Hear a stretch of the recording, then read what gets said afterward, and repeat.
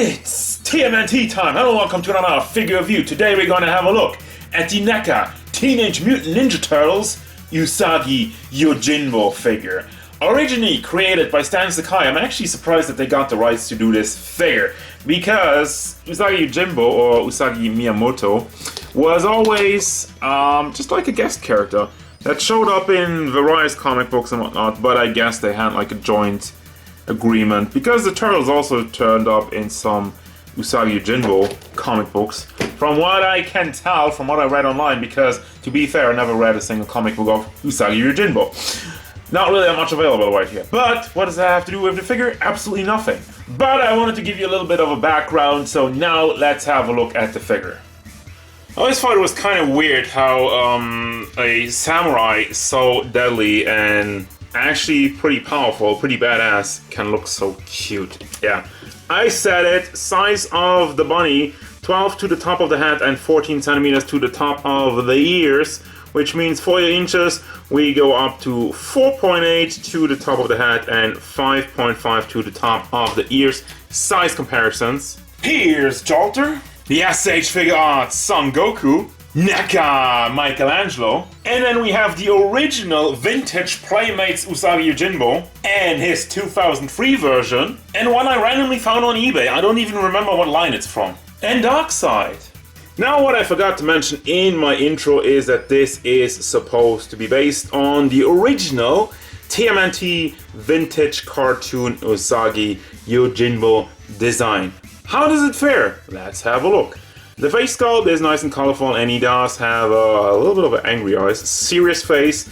I love it. The line work on it is clean, and the paint itself also doesn't have any issues with that. However, it is one thing. They molded the fur throughout of all the figure, well, the head and the hands.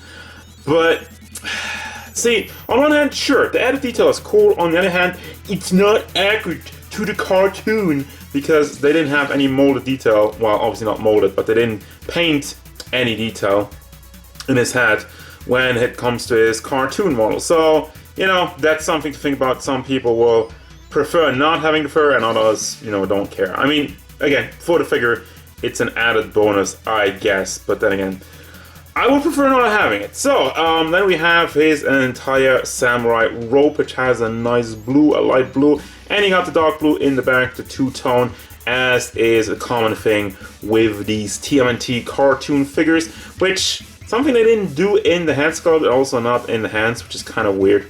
I mean, of course, yeah, it's white, but you could have had like a light gray going around it, just to line up with everything else. Also, they, yeah, it just kind of stops at the blue, stops at the collar, stops at the gray actually, and yeah, the line work on there is not clean. A little slip, forgivable. Then we go down to the belt. There's another slip with the blue. We go down to the belt, which is simple enough looking.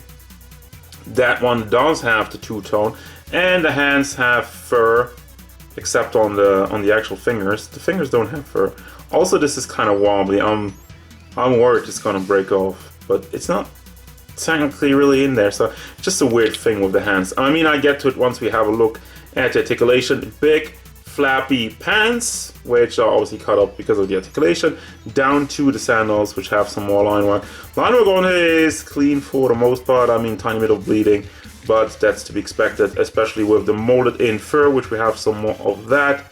But yeah, it's a simple design, but I feel like it does the job. As for your articulation, we're starting off with the ears. You can swivel those around. The head, I think, is just on the ball, so you can rotate it while tilted side to side.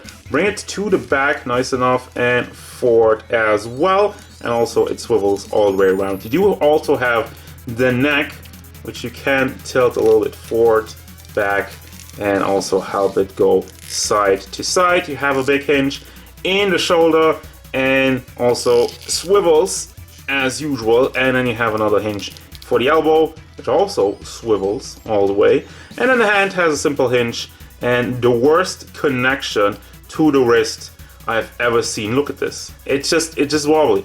It doesn't really want to stay in there. Let's see about the other side actually.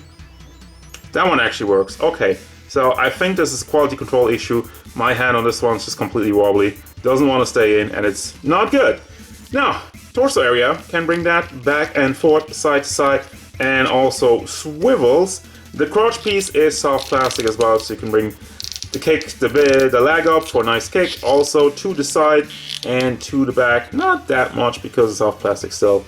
It kind of rags on it, it kind of pulls it back down. We have a simple hinge in the knee, which also has some rotation, not all the way, and the foot has another hinge just kind of pegged into the pants, so you can bring that up and down. Beautiful pivot, and also, yeah, that's about it. I thought you could rotate it because it's just kind of pegged up in there, but I was wrong. Now for the accessories, let me just get this out of the way. You have a rope, and I don't even know. I didn't even know there was going to be a rope in it. So it's just a real cloth robe. You have some wire in on the tampon, but I don't really know what to do with this. So you can use it or don't. And you have a belt, which is just kind of knot up yourself. It's a little bit elastic. And then you have this piece, which I guess is just like if you don't want to do a belt and just kind of hold it up on his torso area to hold it together. I don't know. It's very small, and just, I have nothing on that. I'm just like, yeah. We have Tokage, his like pet lizard, not a dinosaur. Paint on it is nice. You have the dots on there. It's a bit rubbery, also on the tail and the feet and also the head. But it looks cool. I love this little accessory. Love this little guy. You have this face sculpt, which is super angry and also has the ears tucked in, can't move them around, but that's really cool. I enjoy the fact that we have like really this kind of like berserk look on his face. You have the hat, which is like a Raiden style hat. You know, Raiden from Mortal Kombat is the one who popularized this hat in the West, because that's the first time we all saw it, at least for me. But it's nice and detailed, and also the line work on there is very clean, so that's fun.